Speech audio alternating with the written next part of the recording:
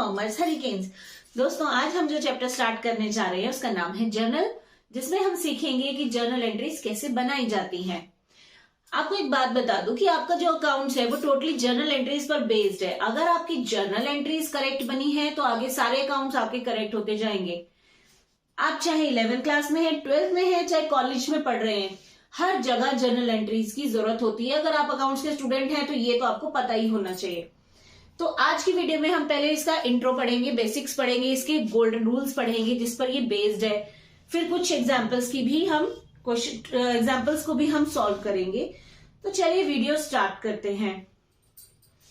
जैसा कि मैंने अपनी पिछली वीडियोस में आपको बताया हुआ है कि हमारे पास 3 तरह के अकाउंट्स होते हैं, रियल अकाउंट, नॉमिनल अकाउंट और पर्सनल अकाउंट। और उन अकाउंट से रिलेटेड जो रूल्स हैं वही रूल जर्नल एंट्री बनाते समय फॉलो किए जाते हैं। तो एक बार हम उनको क्विक रिवाइज कर लेते हैं ताकि आपको जर्नल एंट्रीज बनानी आ जाए। अगर आपने वो टाइप्स ऑफ अकाउंट्स पर बनाई गई मेरी वीडियो नहीं देखी है तो उसे जरूर देखिएगा। लिंक आपको इस वीडियो के नीचे डिस्क्रिप्शन में दे दिया जाएगा ताकि आपके सारे कॉन्सेप्ट्स क्लियर हो जाएं। और अगर आपको मेरी ये वीडियो पसंद आए तो इसको शेयर जरूर कीजिएगा, लाइक कीजिएगा, कमेंट करके बताइएगा वीडियो कैसी लगी। और हाँ, अगर अभी तक चैनल सब्सक्राइब नहीं किया है तो प्लीज कर दीजिए ताकि आपको मेरी वीडियो की नोटिफिकेशंस मिलती रहे। तो सबसे पहले बात करते हैं रियल अकाउंट की। रियल अकाउंट का मतलब जो भी चीज बिजनेस में आ रही है या बिजनेस से जा रही है उसे हम रियल बोलते हैं। जो चीज हमें नजर आती है, जिसे हम टच कर सकते हैं, फील कर सकते हैं, है ना, that is called real account. और रियल अकाउंट का हमारे पास जो रूल होता है वो है debit what comes in, credit what goes out.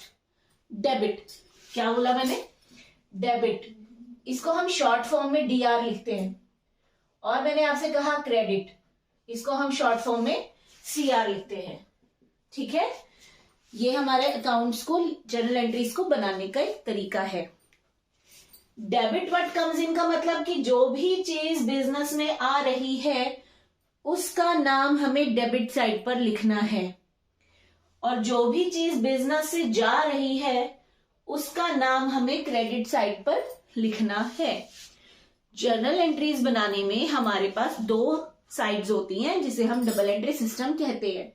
Double entry system मैंने आपको ऑलरेडी पिछली वीडियोस में बताया हुआ है, जहां पर कोई भी बिजनेस ट्रांजेक्शन हो तो वो एटलीस्ट 2 अकाउंट्स पर इफेक्ट डालती है। एक का नाम डेबिट साइड लिखा जाता है, एक का नाम क्रेडिट साइड लिखा जाता है। अब क्वेश्चन में आपको जो भी दिया गया होगा, आपको सबसे पहले फाइंड आउट करना है कि उसमें जिस चीज की बात की गई है वो कौन सा अकाउंट है, और फिर आप ये देखेंगे कि उसको डेबिट साइड लिखें या क्रेडिट साइड लिखें। ठीक है, तो पहले हम रूल एक बार रिवाइज करते हैं। रियल अकाउंट कहता है कि जो भी चीज बिजनेस में आएगी उसका नाम डेबिट में लिख दो, और जो भी चीज बिजनेस से जाएगी उसका नाम क्रेडिट में लिख दो। इसको एक एग्जाम्पल से समझते हैं। सपोज करते हैं हमने एक फर्नीचर परचेज किया कैश में। ठीक है, हमने एक फर्नीचर खरीदा कैश में। तो 2 चीजों की बात हो रही है यहाँ पे, एक फर्नीचर की और एक कैश की। फर्नीचर क्या है? थिंग है, चीज है, वस्तु है कोई, है ना। और कैश भी इसी तरह से चीज है, थिंग है, ऐसी चीज जिसे हम देख सकते हैं, छू सकते हैं। तो यानी कि ये कौन से अकाउंट हो गए भैया? ये तो रियल अकाउंट हो गए। जो चीज हमें नजर आती है, फील हो रही है, टच हो रही है, जो चीज, वो हमारी रियल अकाउंट है। यानी ये भी रियल अकाउंट है और ये भी रियल अकाउंट है। अब हमें ये देखना है, रूल कहता है डेबिट व्हाट कम्स इन, यानी जो चीज बिजनेस में आ रही है उसको डेबिट कर दो। अब देखिए, जब आप फर्नीचर खरीदेंगे तो फर्नीचर बिजनेस में इन होगा, यानी बिजनेस में आएगा, और उसके बदले में आप कैश देंगे तो यानी कैश बिजनेस से जाएगा। तो इससे हमें पता चलता है कि फर्नीचर को कहां लिखना है? डेबिट साइड पर, क्योंकि ये कम्स इन है, और कैश को लिखना है क्रेडिट साइड पर क्योंकि ये बिजनेस से बाहर जा रहा है। आ गई बात समझ में? एक और एग्जांपल लेते हैं इसी से उल्टा। सपोज करते हैं हमने मशीनरी सोल्ड की है कैश में। अब किन दो चीजों की बात हुई यहां पर, मशीन की और कैश की। मशीन भी हमें नजर आती है, कैश भी नजर आता है, दोनों ही चीजें हैं। यानी ये दोनों किस अकाउंट को बिलोंग करती हैं? जी हाँ, बिल्कुल सही, ये दोनों रियल अकाउंट को बिलोंग करती है। अब ये अगर रियल अकाउंट को बिलोंग करती है, इसका मतलब यहां पर रियल अकाउंट का फॉर्मूला यूज होगा। और हमारा फॉर्मूला यानी कि हमारा रूल क्या कहता है? Debit what comes in, credit what goes out. अब आप देखिए, जज कीजिए, सिंपल सी बात है। अगर आप मशीन बेच रहे हैं तो बिजनेस से मशीन जा रही है और बदले में कैश बिजनेस में आ रहा है ना। हर ट्रांजेक्शन आपको बिजनेस के पॉइंट ऑफ व्यू से देखने, यानी बिजनेस के नजरिए से देखने कि बिजनेस में क्या हो रहा है। मशीनरी जा रही है, इसीलिए मशीन का नाम हम क्रेडिट में लिखेंगे, क्योंकि credit what goes out. Machine बेचने से बदले में मुझे कैश मिल रहा है, कैश बिजनेस में आ रहा है, तो डेबिट व्हाट कम्स इन, यानी कैश का नाम हम डेबिट में लिखेंगे। बात समझ आ गई? Very good. और भी बहुत से एग्जांपल्स हैं इसके जो हम आगे डिस्कस करेंगे। अब हम बात करते हैं सेकंड रूल की, नॉमिनल अकाउंट। ठीक है, नॉमिनल अकाउंट का मतलब खर्चे, एक्सपेंसेस, इनकम, प्रॉफिट्स। ठीक है, तो अगर किसी भी चीज को देखकर आपको ये लग रहा है कि भैया बिजनेस को तो खर्चा करना पड़ रहा है या बिजनेस को नुकसान हो रहा है, लॉस हो रहा है, तो वो नॉमिनल अकाउंट होगा। बिजनेस को प्रॉफिट हो रहा है, बिजनेस को कमाई हो रही है, तो वो आपका इनकम हो जाएगा, यानी वो भी आपका नॉमिनल अकाउंट के अंदर आ जाएगा। ठीक है, अब नॉमिनल अकाउंट का क्या रूल है? Debit all expenses and losses, credit all income and gain. यानी कि जो भी एक्सपेंस बिजनेस को हो रहे हैं या बिजनेस को नुकसान हो रहा है, उन सभी चीजों का नाम हमें डेबिट में लिखना है। और अगर बिजनेस को कोई कमाई हो रही है, फायदा हो रहा है, तो उसका नाम हमें क्रेडिट में लिखना है, यानी क्रेडिट साइड पर लिखना है। ठीक है, तो सबसे पहले आपको जो भी क्वेश्चन दिया जाएगा उसमें ये जज करना है कि किस अकाउंट की बात हुई है और फिर उसका रूल लगाना है। ठीक है, जैसे कि मैं एक एग्जांपल लेते हैं, सैलरी पेड ₹10,000। सैलरी पे की गई है, ऑब्वियसली सैलरी कैसे पे करोगे आप? कैश में करोगे ना। तो यानी कि यहाँ किन दो चीजों की बात हुई है भैया? यहाँ एक तो सैलरी की बात हुई है और एक कैश की बात हुई है कि हमने सैलरी दी है और वो कैश में दी है। ठीक है, तो आप पहले ये फाइंड आउट कर लो किन दो चीजों की बात हुई है। और अब आप ये चेक कीजिए, अगला स्टेप क्या है कि कौन से अकाउंट को बिलोंग करते हैं। सैलरी क्या है? बिजनेस को खर्चा करना पड़ रहा है, एम्प्लॉयज को सैलरी देनी पड़ रही है, खर्चा करना पड़ रहा है, यानी कि नॉमिनल अकाउंट है ना। और सैलरी कैश में जा रही है, कैश एक चीज है, थिंग है, तो यानी वो रियल अकाउंट से रिलेटेड है। ठीक है, एक नॉमिनल अकाउंट है, एक रियल अकाउंट है। अब पहले कोई सा भी आप अकाउंट उठा सकते हो, तो पहले मैं इसकी बात करती हूँ। नॉमिनल अकाउंट का रूल मैं लगाकर देखती हूँ। नॉमिनल अकाउंट का रूल कहता है debit all expense and loss, यानी बिजनेस को जितना भी एक्सपेंस या लॉस हो रहा है वो डेबिट में लिख दो, यानी कि सैलरी को हम डेबिट में लिख देंगे, सिंपल। ठीक है, जरूरी नहीं है कि नॉमिनल के दोनों साइड्स फॉलो करें, कोई एक भी कर सकता है। यहां पर सिर्फ ये वाली साइड फॉलो हो रही है, ठीक है ना। अब दूसरा तो रियल अकाउंट है। रियल अकाउंट का फॉर्मूला क्या कहता है? Debit what comes in, credit what goes out. अगर सैलरी दोगे तो कैश बिजनेस से जाएगा या बिजनेस में आएगा? जल्दी बताइए। बिल्कुल सही, कैश बिजनेस से जाएगा, यानी कि क्रेडिट व्हाट गोज आउट, तो ये हो जाएगा क्रेडिट में। ठीक है जी, तो सैलरी आ गई डेबिट में और कैश आ गया क्रेडिट में। एक और एग्जांपल लेते हैं, कमीशन रिसीव्ड। अगर आप कमीशन रिसीव करेंगे तो कमीशन आपको मिल रहा है, वो आपकी इनकम है। और कमीशन कैसे मिलेगा? कैश में मिलेगा, है ना। तो सबसे पहले चेक कीजिए कि कौन से अकाउंट्स को बिलोंग कर रहे हैं। कमीशन क्या है? बिजनेस के लिए क्या वो कोई वस्तु है? नहीं, कमीशन तो भाई इनकम है। बिजनेस ने कोई काम किया होगा, बदले में उसको कमीशन, बोनस कुछ भी मिल गया, इनकम है। तो यानी कि ये नॉमिनल अकाउंट से रिलेटेड हो गया, और कैश जो है वो रियल अकाउंट से रिलेटेड हो गया क्योंकि वो वस्तु है। अब आप जल्दी से इसका रूल लगा लीजिए। नॉमिनल अकाउंट का रूल कहता है debit all expense and loss, credit all income and gain. Commission मुझे रिसीव हो रही है यानी मुझे इनकम हो रही है, तो इसका मतलब वो क्रेडिट में जाएगा, तो कमीशन रिसीव हम लिख देंगे क्रेडिट साइड पर। और जब हम कमीशन रिसीव करेंगे कैश हमें मिलेगा, कैश बिजनेस में आएगा, तो डेबिट वर्ड कम्स इन, इसीलिए कैश को हम डेबिट कर देंगे क्योंकि जो चीज बिजनेस में आ रही है उसको आप डेबिट कर दीजिए। सिंपल। चलिए अब हम देखते हैं अपना थर्ड रूल। थर्ड रूल है पर्सनल अकाउंट। पर्सनल अकाउंट का मतलब कोई पर्सन, ह्यूमन बीइंग, इंसान अगर आपको नजर आता है किसी भी ट्रांजैक्शन के अंदर तो वो पर्सनल अकाउंट है। मगर कई बार स्टूडेंट यहां कंफ्यूज हो जाते हैं, वो सोचते हैं कि सिर्फ ह्यूमन बीइंग को ही हम पर्सनल अकाउंट कहते हैं, तो ऐसा नहीं है। अगर कोई फर्म, इंडस्ट्री, बैंक, कोई कंपनी, कोई ऑर्गेनाइजेशन का भी नाम अगर आपको दिख जाए तो वो भी पर्सनल अकाउंट में ही आता है। ठीक है, इंसानों के साथ साथ firm, industry, bank, company, organisation, ये सारी चीजें भी पर्सनल अकाउंट में आती है। कोई भी नाम अगर आ गया तो वो पर्सनल अकाउंट में आता है।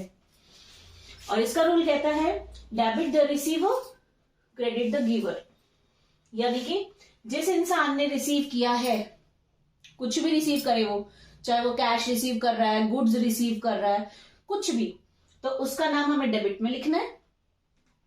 क्रेडिट द गिवर का मतलब अगर कोई इंसान कोई भी चीज दे रहा है, चाहे वो कैश दे रहा है, चाहे वो गुड्स देता है, मशीन देता है, स्टॉक देता है, कुछ भी, तो उसका नाम हमें हमेशा क्रेडिट में लिखना है।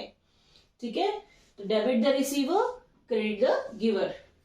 एक बात आपको बता दूं, पूरी जर्नल एंट्रीज आपके सिर्फ इन्हीं 3 रूल्स पर बेस्ड है। अगर आपको ये 3 रूल नहीं आते तो आप जर्नल एंट्रीज नहीं कर सकते। तो सबसे पहला काम है ये रूल्स याद करना, उसके बाद ट्रांजैक्शन के अंदर फाइंड आउट करना, जैसे कि अब मैं करने जा रही हूं। Example, goods sold to Ravi for cash, sorry, goods sold to Ravi, simple. ठीक है, हमने सामान बेचा है रवि को। अब यहाँ किन 2 चीजों की बात हुई है? पहले मैंने रूल याद कर लिया, अब मैंने फाइंड आउट किया किन 2 चीजों की बात हो रही है। एक तो यहाँ नाम है रवि, और एक यहाँ है गुड्स। क्या रवि को क्या दिया गया है? गुड्स दिया गया, सामान दिया गया है। ठीक है, अब गुड्स के लिए हम क्या वर्ड यूज करते हैं आपको मैं बता दूं। गुड्स के लिए 2 वर्ड यूज करते हैं हम। गुड्स के लिए गुड्स ही वर्ड यूज नहीं करेंगे हम, या तो उसको बोलते हैं परचेज या हम उसको बोलते हैं सेल। अगर बेचा है तो वो सेल होता है, अगर खरीदा है तो परचेज बोलते हैं। अब गुड्स सोल्ड टू रवि, आपने सामान बेचा है रवि को। ठीक है, गुड्स क्या है? वस्तु है, थिंग है, चीज है। गुड्स जब बेचोगे तो आपके पास सामान जा रहा है, यानी ये रियल अकाउंट से रिलेटेड हो गया। ठीक है, और सामान जा रहा है तो रियल अकाउंट क्या कहता है? क्रेडिट व्हाट गोज आउट, यानी कि ये क्रेडिट साइड पर लिखा जाएगा। अब ये सामान बेचा किसको है जी? रवि को। रवि कौन है? इंसान है, ह्यूमन बीइंग है, यानी कि वो पर्सनल अकाउंट है। ठीक है, यानी रवि हमारा पर्सनल अकाउंट से रिलेटेड है। और पर्सनल अकाउंट कहता है debit the receiver, credit the giver. अब आप बताइए, अगर आप सामान रवि को बेच रहे हैं तो वो सामान रिसीव कर रहा है या वो सामान दे रहा है? यस, सामान रिसीव कर रहा है। और जब कोई इंसान सामान रिसीव करता है तो उसका नाम डेबिट में लिखा जाता है, तो यानी कि ये डेबिट साइड पर आ जाएगा। ठीक है, चलिए एक और एग्जांपल देखते हैं। सपोज करते हैं गुड्स परचेज किए गए हैं, गुड्स परचेज फ्रॉम सीता। अब किन 2 चीजों की बात हुई है यहाँ पे? सीता की और गुड्स की, है ना। गुड्स क्या है? रियल अकाउंट है। सीता क्या है? एक इंसान है, यानी कि ये पर्सनल अकाउंट से रिलेटेड है। अब पहले आप रियल अकाउंट का रूल देख लीजिए। रियल अकाउंट का रूल कहता है जो सामान बिजनेस में आ रहा है उसको डेबिट करो, जो जा रहा है उसको क्रेडिट कर दो। Goods purchase from Sita. अगर मैं सीता से गुड्स परचेज कर रही हूं तो मेरे पास सामान आ रहा है, यानी कि डेबिट वर्ड कम्स इन, तो ये हो गया डेबिट में, ठीक है। और ये गुड्स परचेज किससे किए हैं? सीता से। सीता ने मुझे सामान दिया है, यानी कि वो गिवर है ना। और रूल क्या कहता है? क्रेडिट द गिवर, तो यानी सीता का नाम क्रेडिट में आ जाएगा, ठीक है। तो ये है हमारा बेसिक लॉजिक कि कौन सी चीज को डेबिट में लिखना है, कौन सी चीज को क्रेडिट में लिखना है। जब तक आपको ये नहीं पता चलेगा आप जर्नल एंट्री नहीं बना सकते। अब हम देखते हैं कि जर्नल एंट्री का फॉर्मेट क्या है और कैसे ये क्वेश्चन सॉल्व किए जाते हैं, ठीक है दोस्तों। ये है आपके सामने जर्नल का फॉर्मेट। इसमें सबसे पहले डेट का कॉलम होता है, फिर पर्टिकुलर्स का थोड़ा सा बड़ा गैप रख के बनाया जाता है ये कॉलम। फिर नेक्स्ट कॉलम होता है LF यानी लेजर फोलियो। क्या बोलते हैं इसको? Ledger folio. ये क्या होता है हम फिर किसी और वीडियो में पढ़ेंगे, ये एक अलग टॉपिक है। इसके बाद ये वाला कॉलम रुपीज का, इसे हम डेबिट साइड का कॉलम बोलते हैं और इसे क्रेडिट साइड का कॉलम बोलते हैं, ठीक है। अब यहां पर हम 1 बाय 1 एंट्रीज लिखते जाएंगे और जिसका नाम डेबिट में आना चाहिए उसको डेबिट में लिखेंगे, जिसका नाम क्रेडिट में आना चाहिए उसको हम इस वाले कॉलम में यानी कि क्रेडिट साइड पर नोट करेंगे। रूल्स हमारे तीनों बेसिक वही रहेंगे। हमें सिर्फ क्या करना है, हर ट्रांजैक्शन में चेक करना है कि इन दो चीजों की बात हुई है और कौन से अकाउंट से वो रिलेटेड है, फिर उसके अकॉर्डिंग डेबिट और क्रेडिट हम बना लेंगे, ठीक है। जर्नल एंट्रीज लिखने का एक फॉर्मेट होता है, वो मैं आपको साथ के साथ बताती जाऊंगी। स्क्रीन पर आपके सामने क्वेश्चन है, देखिए। 2 जनवरी परचेज गुड्स फॉर कैश 20,000, यानी कि हमने गुड्स परचेज किया है 20,000 का। जब आप गुड्स परचेज कर रहे हैं तो यहाँ किन दो चीजों की बात हो रही है? पहली बात यहां हुई है गुड्स की और दूसरी बात परचेज करा है कैश में, तो यहां पर दूसरी बात कैश की हो रही है, ठीक है।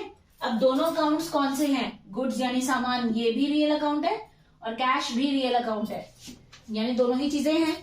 गुड्स भी सामान है, चीज है, कैश भी चीज है जिसको हम देख सकते हैं। तो यहाँ रियल अकाउंट का रूल फॉलो हो जाएगा। रियल अकाउंट का रूल क्या था? जल्दी से याद कीजिए फटाफट से। हाँ जी, बिल्कुल सही। डेबिट वर्ड कम्स इन, क्रेडिट वर्ड गोज आउट। तो क्या चीज आ रही है बिजनेस में? जब हम गुड्स को परचेज करेंगे तो बिजनेस में गुड्स आएगा, यानी कि सामान आ रहा है, कैश जा रहा है। तो कैश को क्रेडिट कर दो जो जा रहा है और गुड्स को डेबिट कर दो। और जैसा कि मैंने आपको बताया कि गुड्स के लिए हम गुड्स वर्ड यूज नहीं करते, या तो परचेज या तो सेल वर्ड यूज करते हैं। तो हम डेबिट में लिखेंगे परचेज, यहां एंट्री डाल देंगे 2 जनवरी। डेबिट में लिखेंगे परचेज अकाउंट, थोड़ा सा गैप छोड़कर डेबिट यानी DR। उसके बाद यहां जहां से आपने ये एंट्री लिखी है यहां थोड़ा सा स्पेस छोड़ेंगे और लिखेंगे 2, ठीक है। क्रेडिट में जो चीज होती है उसका नाम आता है 2 के बाद, टू कैश अकाउंट, ठीक है। और जितने का सामान आपने खरीदा है वो अमाउंट आप एंट्रीज में डाल दीजिए। 20,000 का सामान खरीदा है तो डेबिट में भी 20,000 और नेक्स्ट लाइन में आपको यहीं पर मत लिख देना, नेक्स्ट लाइन में लिखना है इसके सामने, ठीक है, 20,000। ये है आपका एंट्री लिखने का तरीका। अब यहां इसके बाद हम ब्रैकेट लगाकर छोटी सी नरेशन लिखते हैं। नरेशन का मतलब कि जो ट्रांजैक्शन आपने यहाँ पोस्ट की है उसके बारे में थोड़ा सा इंफॉर्मेशन देना है कि ये एंट्री किसकी चीज की है। तो क्वेश्चन में से ही आप एंट्री उठा सकते हैं। क्वेश्चन में क्या लिखा था? गुड्स परचेज फॉर कैश, वही लाइन आप एज इट इज लिख सकते हैं। यहां पर लिखा जाता है फॉर, या कुछ बुक्स में बीइंग वर्ड भी यूज होता है। फॉर या बीइंग दोनों में से कुछ भी लिख सकते हैं, फॉर या बीइंग, ठीक है। गुड्स परचेज्ड फॉर कैश, ये आपकी एक जर्नल एंट्री कंप्लीट हो गई, ठीक है जी, बन गई हमारी फर्स्ट जर्नल एंट्री। अब हम नेक्स्ट एंट्री देखते हैं। स्क्रीन पर आपके सामने purchase goods from Subhash 12,000। Subhash से गुड्स परचेज किया है। किन दो चीजों की बात हुई है यहाँ पर? एक बात हुई है गुड्स की और एक बात हुई है सुभाष की। ठीक है, आपको सिर्फ इंपॉर्टेंट चीजों पे फोकस करना है। Purchase, sale, grammar, is, M, R, इस तरह के वर्ड्स नहीं देखने। सिंपल सी बात हुई है यहाँ पर कि सुभाष को हमने गुड्स की डीलिंग की है, तो मेन चीज है यहाँ गुड्स और सुभाष। अब जल्दी से इनके अकाउंट देख लीजिए। गुड्स क्या है? सामान, यानी कि रियल अकाउंट, और सुभाष क्या है? एक इंसान, यानी कि पर्सनल अकाउंट। ठीक है, रियल अकाउंट क्या कहता है? Debit what comes in, credit what goes out. जब आप गुड्स परचेज करेंगे तो यानी गुड्स बिजनेस में आएगा, तो ये डेबिट हो जाएगा। गुड्स आपने सुभाष से खरीदे हैं। सुभाष कौन है आपके लिए? सामान देने वाला, यानी कि गिवर। और according to rule, debit the receiver, credit the giver. अब सुभाष ने सामान दिया है, इसीलिए वो गिवर हो गया और उसका नाम क्रेडिट में लिखना है। इतना तो हमें समझ आ गया। अब बस जल्दी से इसकी एंट्री बना दीजिए। एंट्री आ जाएगी इसकी 4 जनवरी। गुड्स के लिए हम वर्ड यूज करेंगे परचेज, तो हम लिखेंगे परचेज अकाउंट डेबिट, थोड़ा स्पेस छोड़कर, यहां पे थोड़ा स्पेस छोड़ के टू, किसका नाम आ जाएगा? क्रेडिट में है सुभाष, टू सुभाष। ठीक है, नाम के आगे हम अकाउंट वर्ड नहीं लिखते, ये ध्यान रखना है आपको। बाकी सभी चीजों के आगे अकाउंट वर्ड आता है। ठीक है जी। अब आपने अमाउंट लिख देनी है 12,000 इसके सामने, और नेक्स्ट लाइन में इसके सामने 12,000 क्रेडिट में लिख देना है। ठीक है, उसके बाद नरेशन आ जाएगी, for goods purchased from Subhash. जो क्वेश्चन में लिखा है वही हमने एज इट इज लिख दिया। ठीक है जी, हमारी एक और एंट्री डन हो गई। क्लियर है? अब थोड़ा सा और फास्ट करने की कोशिश करते हैं। ठीक है, अब बेसिक्स तो आपको आ गए, थोड़ा सा फास्ट करते हैं। हर बार बार यहां लिखने की जरूरत नहीं है, थोड़ा सा ओरली करें। अगर आप ओरल नहीं कर पा रहे हैं तो कोई इश्यू नहीं है, आप अपने सामने अपनी रफ नोटबुक रख सकते हैं, उस पर आप बना सकते हैं कि कौन से अकाउंट की बात हुई है और कौन सा रूल फॉलो हुआ है। ठीक है, बट टाइम सेव करना सीखिए, कोशिश कीजिए कि ओरल ही कर सके, मुंह जुबानी। ठीक है, तो नेक्स्ट क्वेश्चन है हमारे पास, purchase furniture for cash. Furniture खरीदा है आपने कैश में। किन दो चीजों की बात हुई है? एक फर्नीचर की, एक कैश की, और दोनों ही चीजें सामान है, यानी दोनों ही रियल अकाउंट से रिलेटेड हैं। ठीक है, और रियल अकाउंट क्या कहता है? Debit what comes in, credit what goes out. Furniture खरीदोगे तो फर्नीचर बिजनेस में आएगा, बदले में कैश जाएगा। ठीक है, तो जो चीज आ रही है उसको डेबिट कर दीजिए, तो हमारी एंट्री बन जाएगी फर्नीचर अकाउंट डेबिट। ठीक है, टू। रूल क्या कहता है? Debit what comes in, credit what goes out. तो गोज आउट क्या हो रहा है? कैश हो रहा है, कैश जा रहा है ना, तो ये हमने लिख दिया फर्नीचर टू कैश, और अमाउंट आ जाएगी इसकी 6,000। और नीचे हम नरेशन लिख देंगे, फॉर फर्नीचर परचेज्ड। ठीक है, फॉर फर्नीचर परचेज्ड, सिंपल। और यहां आप उसकी डेट डाल दीजिए 5 जनवरी। नेक्स्ट है हमारा 10 जनवरी की एंट्री। ठीक है, 10 जनवरी की एंट्री क्या है? क्वेश्चन है हमारे सामने, paid cash to Subhash. Subhash को हमने कैश पे किया है। किन दो लोगों की बात हो रही है? एक तो सुभाष की और एक कैश की। सुभाष क्या है? एक ह्यूमन बीइंग है, इंसान है, यानी वो पर्सनल अकाउंट है। और कैश क्या है? एक सामान है, यानी वो रियल अकाउंट है। तो रियल अकाउंट के लिए रियल वाला रूल लगा दीजिए। रियल अकाउंट का रूल क्या कहता है? Debit what comes in, credit what goes out. तो अगर आप कैश पे कर रहे हैं सुभाष को, तो कैश आपके बिजनेस से जा रहा है। ठीक है, तो कैश का नाम क्रेडिट में। सुभाष को कैश आप दे रहे हैं, यानी सुभाष कैश को रिसीव कर रहा है, तो पर्सनल अकाउंट का रूल क्या था? Debit the receiver. तो यानी सुभाष को हम डेबिट कर देंगे क्योंकि वो रिसीवर है। सुभाष के आगे अकाउंट नहीं लिखना क्योंकि वो नाम है। Subhash debit to cash. कितना कैश दिया भाई हमने? 8000। तो हमने 8000 की एंट्री कर दी, ठीक है। और यहाँ नरेशन आ जाएगा फॉर गुड कैश पे टू सुभाष, ठीक है। मैं कंप्लीट नहीं कर रही हूँ टाइम बचाने के लिए। फॉर कैश पे टू सुभाष। इसके बाद नेक्स्ट एंट्री है हमारी 16 जनवरी की। 16 जनवरी की देखिए, purchase goods from Ravi for cash. अब यहां पर वो क्या कह रहा है कि हमने गुड्स खरीदा है रवि से कैश में। अब यहां पर आपको थोड़ा सा कंफ्यूजन हो सकता है कुछ बच्चों को, जैसा कि वो कह रहा है, एक तो वो बात कर रहा है गुड्स की, है ना, goods purchased from Ravi for cash. दूसरी बात वो रवि की भी कर रहा है, और तीसरा उसने एक और नाम ले लिया कैश, ठीक है। अब यहां पर स्टूडेंट कंफ्यूज हो सकता है कि गुड्स की तो बात हो रही है, ठीक है, लेकिन ये सामान कैश का माने या रवि, मतलब तीन तीन नाम आ गए यहां। तो अब हम क्या करें? तो मैं आपको एक डाउट क्लियर कर देती हूं कि अगर किसी भी ट्रांजैक्शन में कैश वर्ड आ गया तो नाम इग्नोर करना होता है, ठीक है। यानी अगर यहां बोल दिया कि goods purchased from Ravi for cash, तो इसका सीधा सीधा मतलब बनता है गुड्स परचेज फॉर कैश, ठीक है। रवि को इग्नोर कर दो, रवि नाम कट जाएगा। अगर कैश की बात आ गई तो नेम इग्नोर करेगी। अब हमारे पास दो अकाउंट रह गए, रवि और सॉरी गुड्स एंड कैश। अब गुड्स क्या है? Real account. कैश क्या है? Real account.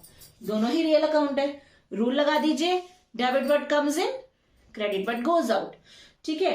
तो आपके पास गुड्स परचेज कर रहे हैं, यानी कि सामान आपके पास आ रहा है, तो आपकी जर्नल एंट्री क्या बन जाएगी? Purchase account debit to cash, ठीक है। और यहां पर आप एंट्री कर देंगे अमाउंट की। अमाउंट है 7500 और नेक्स्ट लाइन में इसके सामने 7500 और साथ में narration for goods purchase for cash, ठीक है। अब हम नेक्स्ट एंट्री देखते हैं। नेक्स्ट एंट्री है 17 जनवरी की। Purchase goods from Ravi. हमने गुड्स रवि से परचेज किया है। अब यहां पर कैश की कोई बात नहीं है, तो सिंपल सी दो लोगों की बात है, परचेज की और रवि की, है ना। परचेज किया है हमने गुड्स रवि से, तो गुड्स क्या है हमारे लिए? रियल अकाउंट, और रवि क्या है? पर्सनल अकाउंट, ठीक है। तो जल्दी से एंट्री बना लीजिए, बिल्कुल सही बनाएंगे आप, मुझे पता है, अब तो आप सीख चुके हो। तो हम यहां लिखेंगे 17 जनवरी, गुड्स परचेज किया है हमने, तो डेबिट वर्ड कम्स इन, क्योंकि जब हम सामान खरीदेंगे तो सामान बिजनेस के अंदर आएगा। Purchase account debit to Ravi. Ravi का नाम क्रेडिट में क्यों आया? क्योंकि रवि पर्सनल अकाउंट है, और पर्सनल अकाउंट का रूल क्या था? Debit the receiver, credit the giver. Goods अगर मैं रवि से खरीदूंगी तो रवि मुझे सामान दे रहा है, यानी वो गिवर है। और इसकी अमाउंट है हमारे पास 5000, तो हम यहां लिख देंगे 5000, ठीक है। और उसके बाद यहां नरेशन आ जाएगा for goods purchase from Ravi, ठीक है जी। उसके बाद आप नेक्स्ट एंट्री बनाइए। नेक्स्ट क्वेश्चन कहता है बॉट मशीनरी फॉर कैश 8000। 8000 की मशीनरी खरीदी गई है। मशीन की बात हुई है, कैश में खरीदा है, और दोनों ही रियल अकाउंट है ना। तो रूल क्या बन गया? Debit word comes in. Machine खरीदेंगे तो मशीनरी बिजनेस में आएगी, तो machinery account debit to cash account 8000। यहां नरेशन आ जाएगा फॉर परचेज मशीनरी, ठीक है। एंड लास्ट है 27 जनवरी, पेड रेंट। आपने रेंट पे किया है 400 का। रेंट क्या है आपके लिए? रेंट पे करोगे, किस में होगा रेंट पे? ऑब्वियसली कैश में ही पे करेंगे ना, ठीक है। तो यहाँ रेंट और कैश दो चीजों की बात हुई है। रेंट क्या है?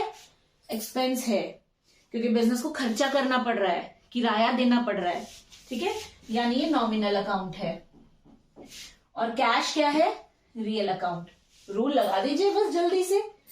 रूल क्या कहता था नॉमिनल अकाउंट का? Debit all expense and losses, यानी एक्सपेंसेस को डेबिट कर दो, यानी रेंट का नाम डेबिट में आएगा। और रियल अकाउंट क्या कहता है? डेबिट वर्ड कम्स इन, क्रेडिट वर्ड गोज आउट, ठीक है। तो गोज आउट, रेंट दोगे तो बदले में कैश देना पड़ेगा ना, यानी बिजनेस से कैश जा रहा है, तो क्रेडिट वर्ड गोज आउट, यानी कैश का नाम क्रेडिट में आ जाएगा। तो बस अब एंट्री बना दीजिए, रेंट को डेबिट कर दीजिए और कैश को क्रेडिट।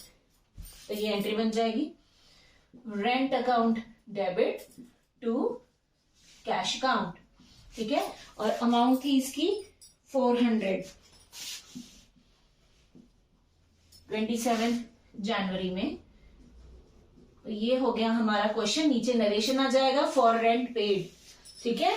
और इसी के साथ हमारा ये क्वेश्चन जो हम कर रहे थे खत्म हो गया। तो आई होप आपको बेसिक्स तो क्लियर हो गए हैं। अब हम आगे और वीडियोस में पढ़ेंगे कि और थोड़ा सा लेवल इंक्रीज करेंगे कि कैसे कैसे जर्नल एंट्रीज बनाई जाती है। वीडियो पसंद आई है तो दोस्तों के साथ शेयर जरूर कीजिएगा। Till then bye bye, have a good day.